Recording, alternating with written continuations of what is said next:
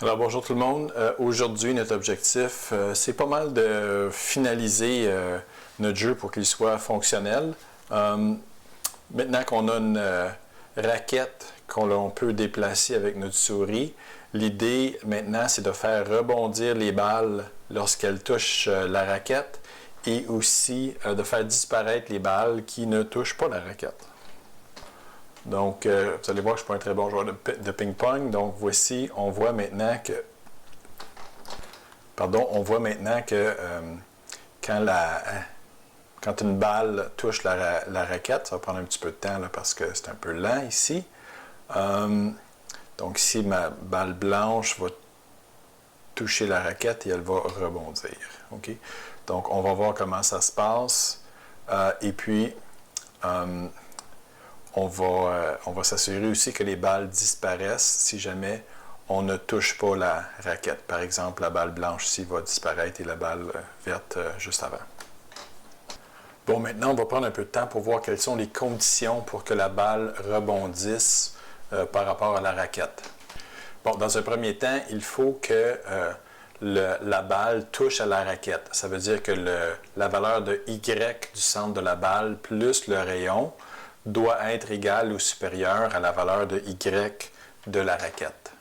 Donc, dans la situation qu'on voit à l'écran présentement, c'est clairement pas le cas.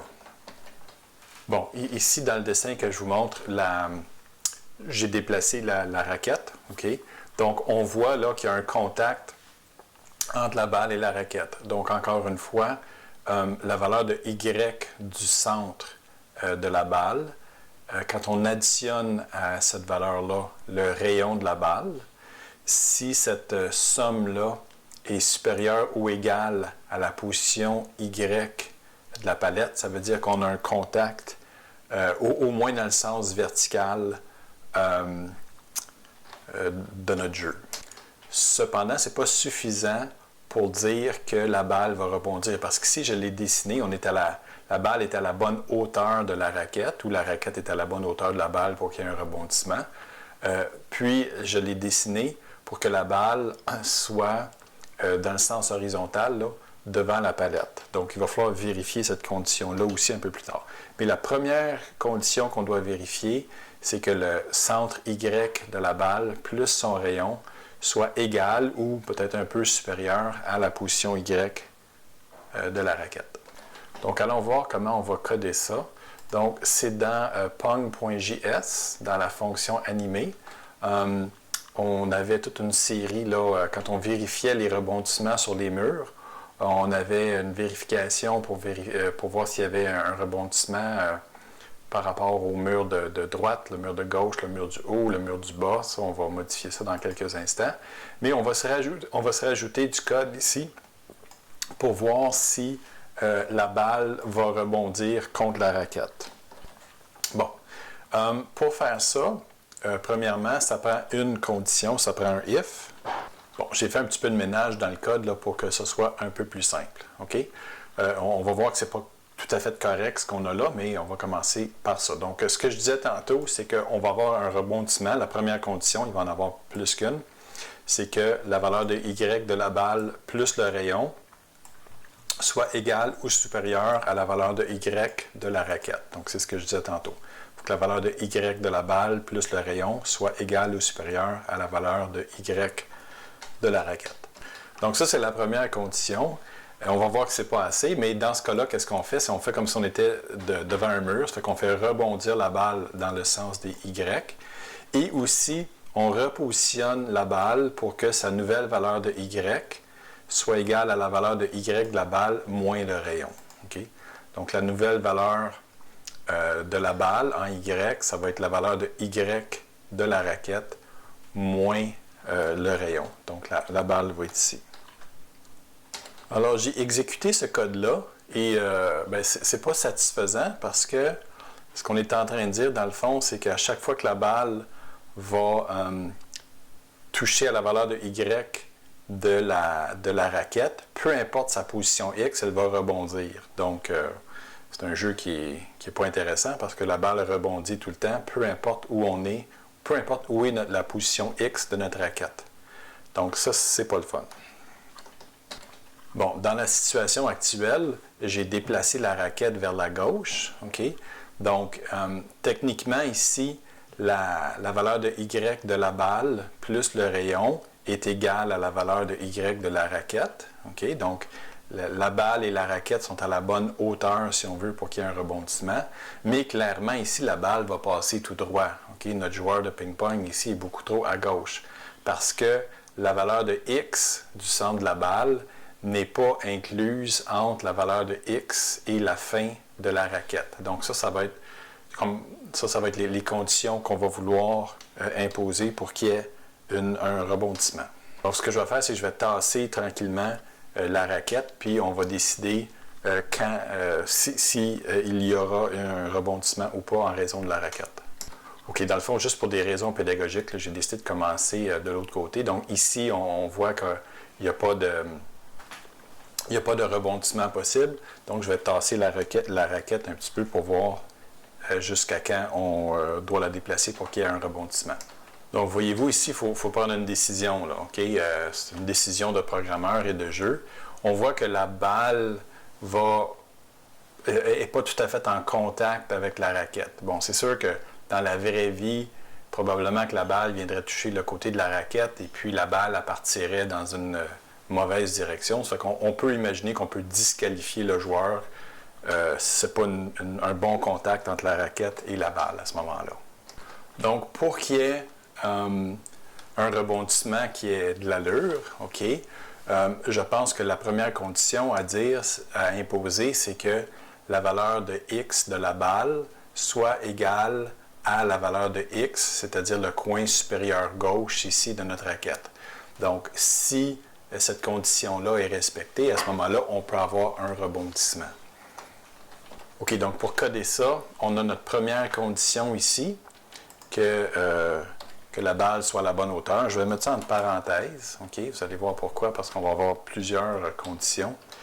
Et, donc le symbole en JavaScript pour avoir plusieurs conditions qui soient respectées simultanément, c'est un « et ». En anglais, on dit un « and », et puis c'est ces deux symboles-là qu'on utilise. Donc, maintenant, ce qu'on veut, c'est que la coordonnée x de la balle soit supérieure ou égale à la coordonnée x de la raquette. OK, donc regardons ça un petit peu. Donc, on a un « if » ici. La parenthèse commence à la ligne 62 et se termine à la ligne 64. OK?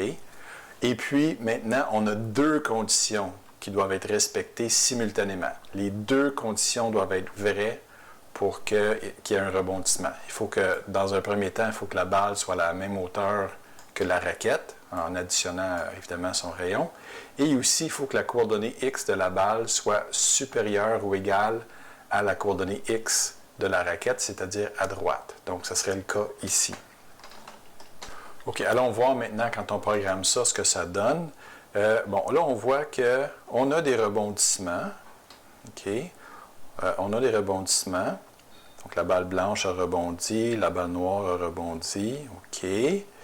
Puis, si la balle passe à gauche de la raquette, elle disparaît. Je vais vous montrer tantôt je vais vous montrer comment faire disparaître les balles. Mais on voit que du côté droit, ça ne fonctionne pas présentement. C'est que les balles, même quand elles sont complètement à droite de notre raquette, elles vont rebondir. Donc ça, c'est pas acceptable. C'est trop facile comme jeu. Donc on va faire le même principe. On va se rajouter une autre condition. Donc je vais continuer à faire déplacer la raquette vers la droite. Ici, on voit que ce serait une condition qui est bien respectée. La valeur de x de la balle est supérieure ou égale à la valeur de x de la raquette. Okay? Puis elle n'a pas dépassé la largeur de la raquette encore, donc il va y avoir un rebondissement, ça c'est bon. Ça ici, quand on le déplace encore à gauche, c'est encore bon. Ici, c'est encore bon. Mais on sent qu'on s'approche de la limite, là. Bon, si vous avez des bons yeux, vous allez voir que c'est encore bon. Il y a un petit bout d'orange qui est encore du bon côté de la ligne de centre de la balle, mais on est vraiment à la limite. Donc voilà, ici, on est rendu à la limite qu'il ne faut pas franchir, c'est que si la valeur de x de la balle est supérieure à la valeur de x de la raquette, à laquelle on additionne la largeur de la raquette, à ce moment-là, la balle ne rebondit pas. Dit autrement, on va avoir un rebondissement si la valeur de x de la balle va être inférieure à la somme de deux choses, à la somme de la valeur de x, de la valeur de la raquette, plus sa longueur. OK, donc allons coder cette troisième condition. Donc, encore une fois, on veut que les trois conditions s'appliquent. Donc, ça prend un « et ». Ça, c'est le symbole pour un « et » en JavaScript. Donc, maintenant, on veut que la balle, la valeur de x de la balle, soit inférieure ou égale à la somme, on a dit tantôt, de deux choses.